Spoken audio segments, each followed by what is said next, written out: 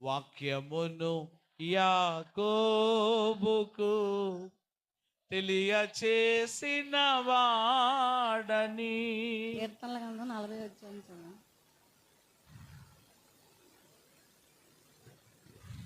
2 అదే 1, 2. యెహోవా కొరకు నేను సహనముతో కనిపెట్టుకొంటిని. ఆయన నాకు సెలెత్తి నా మొర ఆలకించెను. నాశనకరమైన గుంటలో నుండి నన్ను పైకెత్తాను. నా పాదములు బండ మీద నిలిపి నా అడుగులు స్థిరపరచాను. అంటే నా జీవితం అంటే మేమంటే మాకు దేవుడు అంటే తెలియదు. మాకు మా పుట్టిన వాళ్ళందరూ కూడా నా పుట్టింటి వాళ్ళంతా విగ్రహారాధన. దేవుడు అంటే తెలియదు. దేవుడు అంటే మా నాన్నగారు కూడా ఎంతో ఇష్టం ఉండేది కాదు. దేవుడిని ఎప్పుడూ దూషిస్తూనే ఉండేవారు. అలాంటిది మాకు ఇంకా ఎక్కువ పూజలు అలా ఉంటుండగా దేవుడు, నేనైతే చిన్నప్పుడు మా 5 నెలల పిల్లప్పుడే నేను చనిపోయానంటండి. అది అమ్మగారింటికాడ నుంచి అత్తవారింటికి వెళ్ళే సమయంలో నేను చనిపోయానంటండి. చనిపోతే పాలు పడుతుంటే పాలు కారిపోతుందంటే తాగుతలేదని చనిపోయిందని అనుకుంటున్నారంట. అప్పుడు ఆ ఊర్లో దేవతలు పిచ్చి కదండి, గ్రామ దేవతలు అని ఉంటారు కదా, ఆ దేవత పేరు మారమ్మండి. అక్కడ నువ్వు కాళ్ళు కొడుకో, మా నాన్నగారు అయితే వాళ్ళ అమ్మగారి పేరు పెట్టుకుందాం అని అనుకున్నారు. కాకపోతే నేను ఎప్పుడైతే ఇలాగ అయ్యానో మా అమ్మమ్మ వాళ్ళు అన్నారంటండి, దేవుడు అన్నం పెట్టుకో అమ్మవారి పేరు పెడతానంటే అలాగే అమ్మవారు పేరు పెట్టారు. పెట్టగానే పాలు తాగానే ఆలో అనుకుంటున్నారు, కానీ దేవుడు ప్రణాళికలో నేనున్నాను నాకు ఇప్పుడు తెలుస్తుంది. అలాగెన్నో పూజలు చేస్తూ ఉండేవారు. అలాంటిది నన్ను ఏం చేశారంటే, మేము 2 అక్క చెల్లెమండి, 3 అన్నదమ్ములు. అయితే నన్ను మా పెద్దమ్మకి పెంపకానికి ఇచ్చారు. ఇచ్చేటప్పటికి నాకు తల్లి ప్రేమ అంటే నేను దూరం అయ్యాను తల్లి ప్రేమకి. పెద్దమ్మ పెంచుకుందంటే ఎలా ఉంటుందో మీకు తెలుసు. కానీ ఆవిడ ఎన్నో చిన్నపిల్లప్పటి నుంచి కూడా పని నేర్పించి ఆ పని ఈ పని చెప్తూ ఉండేది. స్కూల్కి వెళ్ళాలి చదువుకోవాలని నాకు ఆశ ఉండేది. కానీ ఆవిడ 2 రోజులు పంపిస్తే 2 రోజులు పంపించేది కాదు. ఆ ముసలమ్మకు బాగోలేదు. మా మామ అండి ఆవిడ ఇష్టమని చెప్పి నేను ఆ ఇంట్లో చిన్నప్పటి నుంచి చేరడం జరిగింది. అలాంటిది నన్ను స్కూల్కి పంపేది కాదు. స్కూల్కి 2 రోజులు ఇంటికాడ ఉంటే 2 రోజులు స్కూల్కి వెళ్తే అక్కడ మాస్టర్ కొట్టేసేవారు. ఎలా కొట్టేవారు ఉన్న డైర్లో చేతులు పెట్టి నలిపేయడం. ఒక మాస్టర్కి సొంటి పిక్కలు పెట్టేసేవారు. సొంటి పిక్కలు నాకు ఎంతో బాధ. అలాగా వెళ్తుంటే నాకు ఇంకా అక్కడ ఆ బాధ పడలేక ఇక్కడ ఈ బాధ పడలేక నేను ఏం చేశాను, నేను స్కూల్ మానేశాను. ఇంకా మానేసి ఇంక ఇంట్లో పని చేసుకుంటూ అలా ఉండేదని. ఇంకా చెప్పాలంటే ఇంకా ఒక బానిసగా ఏ పని చెప్తే ఆ పని. మా పెద్దమ్మ అంటే నేను చాలా భయపడేదాన్ని. అలాంటిది ఏ పని చెప్తే ఆ పని చేస్తూ నేను 10 సంవత్సరాల పిల్లప్పుడే మీకు తెలుసు వ్యవసాయం పని.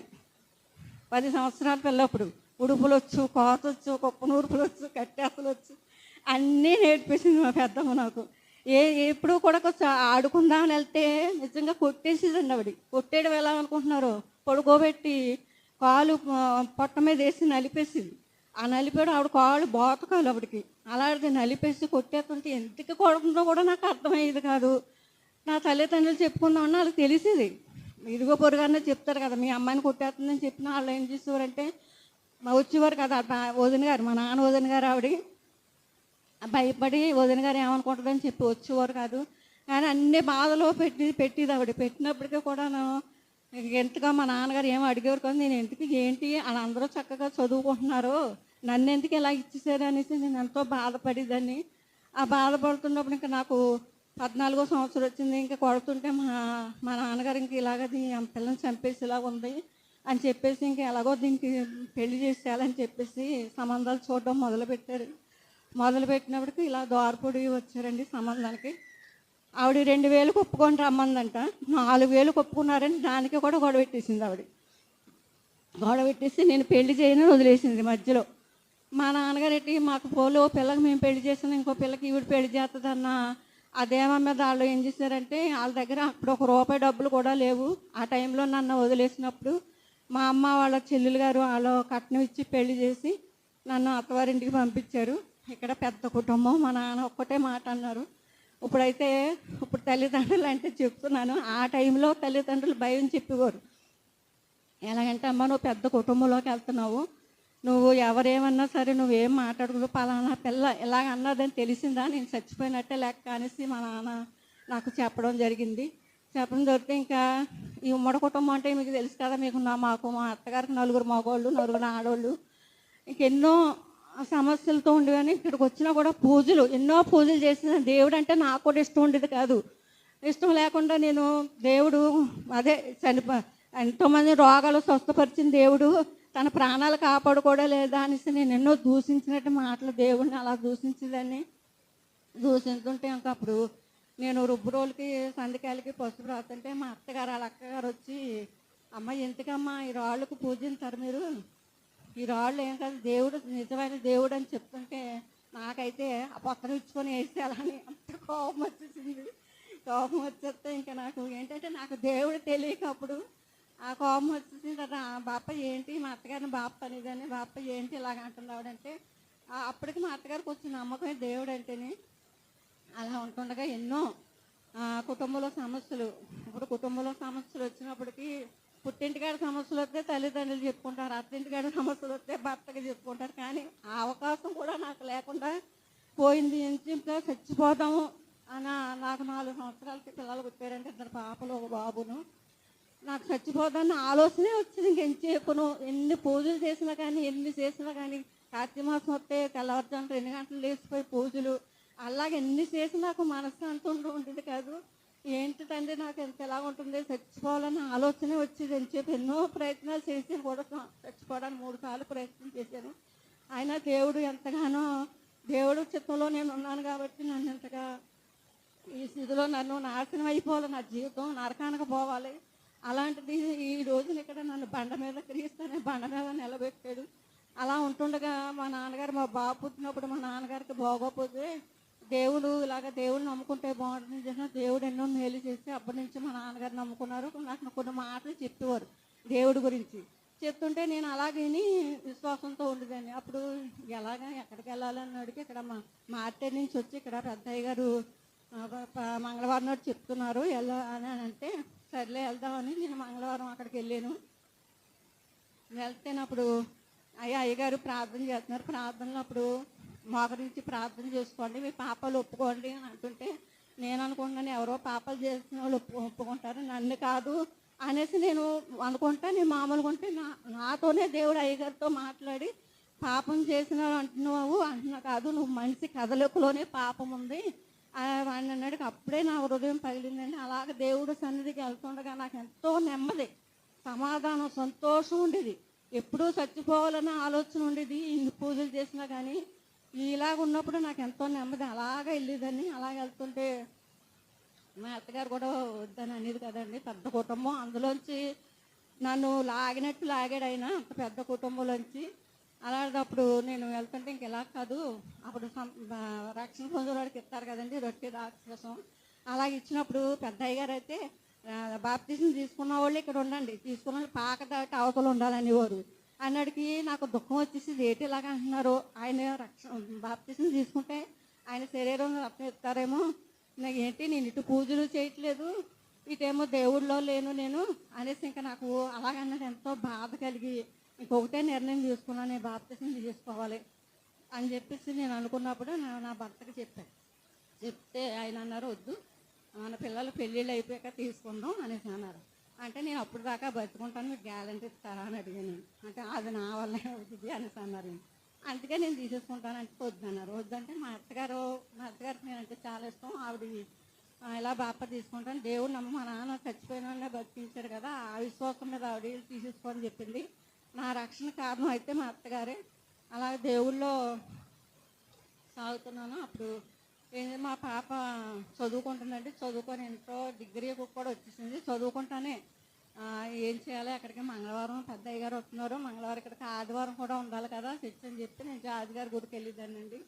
జార్జ్ గారి గుడికి వెళ్తే అక్కడ జార్జ్ గారు మా పాపను కూడా 7 వారాలు తీసుకెళ్ళాను. తీసుకెళ్ళిన తర్వాత ఏం చేశానంటే ఇంకా అలా కాదు, సంబంధాలు చూడాలన్నడికి సంబంధం వచ్చిందండి మా పాపకి. ఒక సంబంధం వచ్చింది. ఒక సంబంధం వస్తే ఎవరో ఆయన పెద్ద వయసు అని చెప్పేసి వెళ్ళిపోయారు. రెండో సంబంధం వచ్చింది ఒరిస్సా నుంచి. ఆ సంబంధం వాళ్ళు పెద్ద కోటేశ్వర్లు, 10 మంది పనోళ్ళు ఉన్నారు. ఆ సంబంధం కావాలని దేవుని ఒక్కటే అడిగేదాన్ని.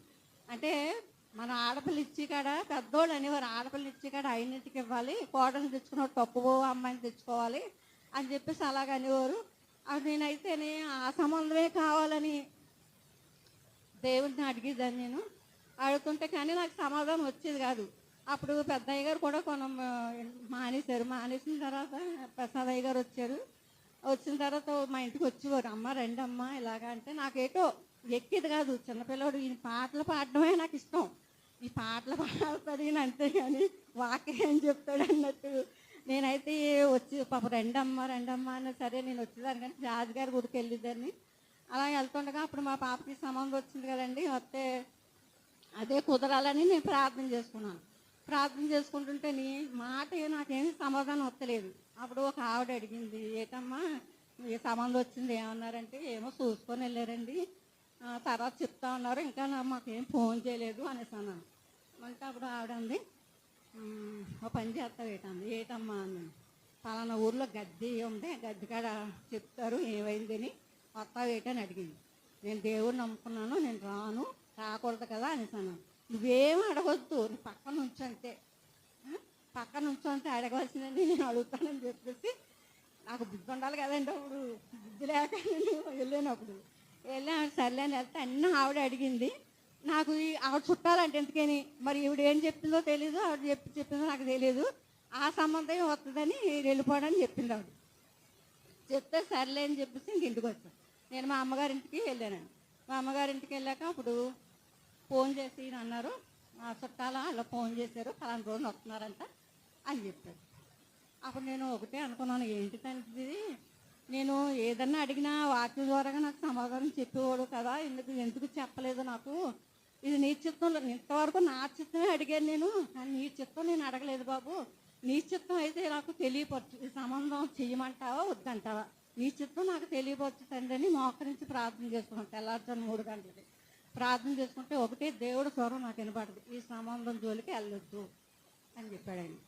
ఆయన చెప్పినాడు, కజ్జి బాబు వీళ్ళేమో వచ్చేస్తానంటున్నారు, దేవుడేమో ఇలా చెప్తున్నాడు, వీళ్ళు నమ్ముతారా, దేవుడు చెప్పాడంటే నాకు నమ్ముతారా అని చెప్పేసి నేను ఒకటే మళ్ళీ ప్రార్థన చేసుకున్నాను. తండ్రి నేనైతే నేను చెప్పిన వాళ్ళ నమ్మరు, విగ్రహారాధులు కదా మా ఇంట్లో అందరూ, నేను చెప్పిన నమ్మరాళ్ళు, నువ్వే ఏం చేస్తావో తెలియదు బాబు, నువ్వే ఏం చేస్తావో చెయ్యని నేను ప్రార్థన చేసుకున్నానండి. అప్పుడు మా బావగారు ఎంతకన్నా మంచిది, ఇప్పుడు ఎవరి జాతకాలు చూపించలేదు, జాతకాలు చూపించడానికి వెళ్ళారంట. వెళ్తే నాకు అక్కడ చెప్పాడంట, ఆ సంబంధం జోలికి మీరు వెళ్ళొద్దు అని దేవుడు ఎలా చెప్పాడో అలా చెప్పాడంట. ఇదేంటండి వాళ్ళ బోళ్ళు ఉన్నవాళ్ళు కోటేశ్వర్లు అంటేని, మీ అమ్మాయి ఆ కోట్లకైనా కాపడం చేస్తుందా, ఆ భర్తకే కదా చేస్తుంది, సుఖం లేనిది ఎందుకు ఆ జీవితం, ఎంత డబ్బు ఉంటే సుఖం ఏంటి అని చెప్పాడంట. అప్పుడు ఆ సంబంధం వదిలేసుకున్నాం. దేవుడు ద్వారా జరిగింది. తర్వాత మళ్ళీ ఇంకో సంబంధం వచ్చినప్పుడు దేవుడి చిత్తంలోనే జరిగింది వివాహం కూడా. ప్రార్థన పెట్టించుకొని జార్జి గారు వచ్చారు, అప్పుడు ప్రసాదయ్య గారిని కూడా అమ్మగారు కూడా వచ్చారు. ఆ ప్రార్థన పెట్టుకొని ముందు వివాహం చేయాలని అనుకున్నాను నేను. అలాగే వివాహం చేయడానికి వచ్చినప్పుడు జార్జి గారు అయ్యా ప్రార్థన చేస్తున్నారు, చేసినప్పుడు ఒక పాట అన్న అవకాశం అయ్యగారికి ఇస్తారేమో అని అనుకున్నాను నేను, ఇవ్వలేదు. కానీ ప్రసాద్ గారు లేచి పాట పాడండి అనేసి అన్నారు. ఆయన అమ్మయ్య ఈయనకి ఇచ్చారులే అనేసి అనుకున్నాను. కానీ పాప అయ్యగారు గుర్తుందో లేదో కానీ నాకైతే మనసు అలా ఉండిపోయింది. ఈయన లెగుతున్నారు, అప్పుడు కాదు సహోదరి అన్నయ్య, అంటే మా అన్నయ్య పేరు కూడా ప్రసాదే, సహోదరి అన్నయ్య అనగానే ఇంకా ఏంటి సేవకుడు గౌరవం అయిపోతే ఎందుకని చెప్పేసి నేను ఇంకా మా పాప పెళ్ళి అయిపోయిన తర్వాత ఇంకా నేను ఒక్కటే అడిగాను దేవుడిని, అక్కడ మంగళవారం ఇక్కడికి, ఆదివారం అక్కడికి, అలా కాదు బాబు, నేను ఎక్కడో ఒక దిక్కునే స్థిరంగా ఉండాలి, నువ్వు నాకు వెళ్ళమంటావా, నన్ను ఏం చేయమంటావు నాకు చెప్పు బాబు. నేను మోకరించి ప్రార్థన చేసుకున్నప్పుడు చిన్నవాడు ఆ పిల్లోడు ఏం చెప్తాడు, పాటలు అయితే పాడతాడు కానీ ఆ పిల్లోడు వాక్యం ఏం చెప్తాడు అనేసి నేను దేవుడిని అడిగినప్పుడు, చిన్నవాడని చూడకు, నువ్వు సమూయేలుని ఎలాగైతే నేను వాడుకున్నానో అలా వాడుకుంటాను అన్నాడు. కానీ సమూయేలు అంటే నాకు అప్పుడు తెలియదు, అప్పుడు నేను బైబిల్ చదువుకోవడం నాకు చదువు రాదు, సమూయేలు వాడుకున్నట్టు నేను వాడుకుంటాను అన్నాడు. అప్పటి నుంచి ఆ రోజు మొదలుకొని ఈ రోజు వరకు నేను తెచ్చి వదలలేదు. నేను దేవుడు అంతగా నన్ను వాక్యం ద్వారాగా నాకు ఏమన్నా కష్టం వచ్చినా సుఖం వచ్చినా దేవుడు వాక్యం ద్వారాగా మాట్లాడుతూ, ఇక్కడ సేవకుల ద్వారాగా మాట్లాడుతూ, పెద్దమ్మగారు వచ్చి పెద్దమ్మగారు ద్వారాగా బలపరుస్తూ అలా ఉండేవాళ్ళు. మా పాప పెళ్ళి అయిందండి. పెళ్ళి అయ్యి 3 సంవత్సరాల దాకా పిల్లలు లేరు. పిల్లలు లేకపోతే నేను దేవుడిని అడిగేదాన్ని. దేవుడు ఎప్పుడు నాకు 4 సంవత్సరాలు పుట్టారు, అలాగే పుడతారు అనుకుంటున్నాను. నేను మా అమ్మగారింటికి వెళ్ళినాడు, అక్కడ ఒక ఆవిడ ఉంది, ఇంకా మీ పిల్లకి 3 సంవత్సరాలు అయింది, పిల్లలు పుట్టలేదా, ఇంకా పలానా చెల్లూరులో గద్దెకాడికి వెళ్తే అక్కడ చెప్తారు పిల్లలు పుడతారో లేదో అని చెప్పేసి అన్నది. అంటేనే సర్లే అమ్మ వస్తానులే అని అన్నాను అనమాట. మరి శుక్రవారం ఎప్పుడు వస్తానులే, నేను మా పాప ఇప్పుడు వైజాగ్ వెళ్ళిపోద్ది, నేను వెళ్ళిపోవాలని చెప్పేసి వచ్చేసాడు. వచ్చేసి మా పాప, 2 పాపలు, నేను రామచంద్రపురం నుంచి ఆటో మీద 4 గంటల కాడి నుంచి చూస్తున్నాం కానీ ఆటోలు ఏమి రాలేదు. రాకపోతే అప్పుడు సరిగ్గా 6:30, 7 అవుతుంది. అప్పుడు ఒక ఆటో వచ్చింది, ఎక్కాము. ఎక్కినప్పటికేమో ఇక్కడ తాపేస్తాం, అదే మహాస్వారం వచ్చినప్పటికీ ట్రాఫిక్ అయిపోయింది. మహాస్వారం కాడి నుంచి మెండపేట దాకా ట్రాఫిక్ అయిపోయింది. ఆగిపోతే ఇంకప్పుడు బాబు ఏంటి ఎలాగా అంటే, ఏమండి ఎప్పుడు ఈ ట్రాఫిక్ అవుతుందో తెలియదు, మీరు ఏం చేస్తారో, ఆడవాళ్ళతో ఉన్నారు కదా వెళ్ళిపోండి అని. మేము ఎక్కడికి వెళ్ళిపోతాం బాబు, వెళ్ళిపోవడానికి పోనీ మమ్మల్ని వెనక్కి తీసుకెళ్ళిపో, మళ్ళీ మేము అక్కడికి వెళ్ళిపోతాం మా అమ్మ వాళ్ళ ఇంటికి అని చెప్పితే, నేను మెండపేట వెళ్ళాలి, నేను తీసుకెళ్ళను అంటున్నాడు అతను. అప్పుడు ఇంకేం చేయాలో తండ్రి అని అక్కడే ఆటో దిగిపోమన్నాడు. దిగిపోయి నేను ఒకటే ప్రార్థన చేసుకున్నాను, ఏంటి తండ్రి ఇలాగా 2 ఆడపిల్లతో బంగారు వదంతో మెళ్ళలోని, ఏంటి తండ్రి అంటే, నువ్వు గద్దెకాడికి వెళ్తానని మనకి ఎవరో పక్క వాళ్ళు వచ్చి చెప్పక్కర్లేదండి, మన మనసాక్షే మనకు గద్దిస్తుంది. నువ్వు వెళ్తానని ఊహించుకున్నావు కదా, నీ ఊహల్లోకి తెచ్చుకున్నావు కదా, అది తప్పే కదా అనేసి నా మనసే నన్ను గద్దించింది. అప్పుడు తండ్రి నన్ను క్షమించు, నేను ఇంకెప్పుడు ఇలాంటివి చేయను బాబు, నన్ను క్షమించు అని నేను అలా కళ్ళు మూసుకొని ప్రార్థన చేసుకొని ఆమె అన్నాను. ఆటోతను అమ్మ మీ ఆడోళ్ళతో వెళ్తాడంటే దేబెట్టేస్తాను వెనకని తీసుకెళ్ళి దేబెట్టాడు. అట్టి కార్యాలు దేవుడు చేశాడు. అప్పుడు నేను ఒకటే ప్రార్థన చేసుకున్నాను, తండ్రి నేను లోకంలోంచి కదా వచ్చాను, అక్కడ శక్తి లేదు, బలం లేదు, సంతోషం లేదు, సమాధానం లేదు, నీ దగ్గరికి వచ్చాను, నీ దగ్గరే నేను సంతోషం ఆనందం అనుభవిస్తున్నాను కదా, నేనెందుకు ఎలా తప్పిపోతున్నానని చెప్పి ప్రార్థన చేసుకుని, తండ్రి ఆత్మ లేనివాడు నావాడు కథన్నావు కదా నాన్న, నేను నీ బిడ్డనే, నేను నీ గొర్రెనే తండ్రి, నశించిపోతున్నాను, నన్ను ఎదకి రక్షించి సంఘంలో నన్ను నిలబెట్టావు కదా తండ్రి, నీ ఆత్మతో నన్ను నింపు, నీ ఆత్మతో నన్ను నింపినప్పుడు నేను దేనికి కూడా పాపానికి నేను ఇదవను తండ్రి అని ప్రార్థన చేసుకున్నప్పుడు, ఇక్కడ మంగళవారం చర్చి ఉండేదండి, అక్కడ మంగళవారం నేను మోకరించి ప్రార్థన చేసుకుంటే తెలీదు, అలా మోకాళ్ళ మీద ప్రార్థన చేసుకుంటే పెద్ద ఎలుగులాగా వచ్చేసి నా ముఖాన్ని సూర్యకాంతిలా కొట్టేసినట్టుకి అల్లిపోయి అలా ఉండిపోయానంటే, మోకాళ్ళ మీద ఉండి అలా కిందకి అలా చేయబడిపోయాను. అప్పటి నుంచి కూడా నేను ఇంక దేనికి, నా కుటుంబంలో ఎన్ని సమస్యలు రానండి, శాశ్వతంగా అసాధ్యమైన సాధ్యం పరిచి దేవుడు ఎన్నో కార్యాలు నా బిడ్డల జీవితంలో ఎన్నో కార్యాలు చేశాడు దేవుడు. అందుకే నేను ఎందుకన్నా దేవుని కృతజ్ఞతలు చెల్లిస్తున్నాను. ఎందుకంటే మనకి ఇది శాశ్వతం కాదండి, మనం లోకంలోంచి ఇందులోకి వచ్చాం, ఇందులోంచి మళ్ళీ మనం బయటికి వెళ్ళకూడదు, అందులో శక్తి లేదు, బలం లేదు కదా, ఈయన దగ్గరికి వచ్చాం, మనకి ఏయో ఈ కలగాలని కాదు, మనం ఇలాగ ఆరోగ్యంగా ఉన్నామంటే అదే. నేను పొద్దున్న హాస్పిటల్కి వెళ్ళి చూస్తే కాకినాడ పెద్ద హాస్పిటల్లో ఎలా ఉన్నారంటే నిజంగా మా మరదలండి, మా మరదలే మొన్న శనివారం నాడు వాడపిల్లి తీర్థానికని వెళ్ళి, అదే వాడపిల్లి ఇన్ని వారాలని మొక్కుంటారు కదా, ఆ మొక్కు కాడికి వెళ్ళి దీపారాధన అంటుపోయి సేరంటుపోయి ఒళ్ళంతా కాలిపోయింది మనిషికి. ఎందుకో సుఖం లేదు ఆ పిల్లలకి వాళ్ళకి. నిజంగా ఇలాగ సజీవులుగా ఉంచాడంటే దేవుని స్తుతించాలి మనం. అందుకని నేను ఇంకా అలాగ అప్పటి నుంచి కూడా నేను దేవుళ్ళలోనే ఇంకా ఎన్ని వచ్చినా సరే నేను దేవుడి మీద ఆధారపడి, నా బిడ్డల జీవితాల్లో కూడా మీకు అందరికీ తెలిసిందే ఎన్నో ఆశ్చర్యకార్యాలు జరిగించాడు. నేను ఒక్కటే నేను ఆశించేది ఏంటంటే, నా తండ్రి అప్పుడు అన్నాడు కదండి, నేను ఏమొచ్చినా నీ గురించి చెడ్డ పేరు ఏమొచ్చినా నేను చచ్చిపోయినట్టే లెక్క అన్నాడు. ఆడ ఎన్ని కష్టాలు వచ్చినా నేను చెప్పేదాన్ని కాదు. అలాంటి దేవుడిని నమ్ముకున్నాక నేను దేవుడి మీద ఆధారపడి దేవుడిని మొక్కుకుంటూ దేవుడిలోగా నేను బలపరచబడ్డాను. నా తండ్రి సాక్ష్యం చెప్పాడండి. ఏంటంటే ఎలాగంటే, మా అక్కయ్య బావగారు తోటుకోళ్ళు ఆడబడుచు వాళ్ళ దగ్గరే కాపురం చేయి, మా బావ తీసుకెళ్ళి మీ అమ్మాయికి ఏం చెప్పి పంపిస్తారో పంపించండి అని చెప్పి పంపించేస్తే ఒక్కటే అన్నాడు, మా అక్క దగ్గర అన్నాడమ్మా, 2 దగ్గర నువ్వు కాపురం చేయలేకపోతున్నావు, అంతమందిలో చెల్లి కాపురం చేసుకొచ్చింది, చాలా గ్రేట్ అమ్మ చెల్లని అన్నవాడికి నిజంగా నా తండ్రి నా గురించి సాక్ష్యం చెప్తుంటే నాకెంతో ఆనందం వేసింది. అలాగా నన్ను కన్న తండ్రి ఇలాగా అన్నప్పుడు నన్ను సృష్టికర్త కూడా నేను అవమానం తెచ్చే బిడ్డగా నేను బ్రతకూడదండి, అలాంటి బ్రతుకు నాకు వద్దు, నేను బ్రతికితే నిన్ను సంతోషపెట్టే బిడ్డగానే నేను బ్రతకాలని దేవుడిని ప్రార్థన చేసుకుంటూ అలా దేవుడిని అడిగినప్పుడు దేవుడు అలా అన్నాను, అప్పుడు నన్ను సంఘంలో నిలబెట్టావు కదా, నీకు సంతోషపెట్టే బిడ్డగా సేవకులకు సంతోషపెట్టే బిడ్డగా నేను బ్రతకాలి.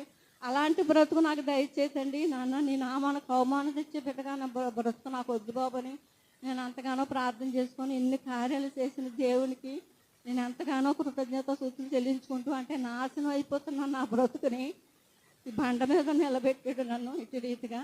నేను ఎన్ని స్తుతులు చెల్లించినా